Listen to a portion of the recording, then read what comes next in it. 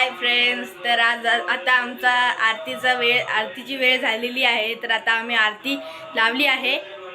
तर दिवसातून 3 वेळा आरती घ्यावी लागते, एक सकाळची, एक दुपारची, एक संध्याकाळची। आणि ते आरती कबीर देवांची आहे, पूर्ण परमात्मा कबीर देवांची। तर आता आमची आरती सुरू आहेच, आणि प्लीज सबस्क्राईब करायला विसरू नका।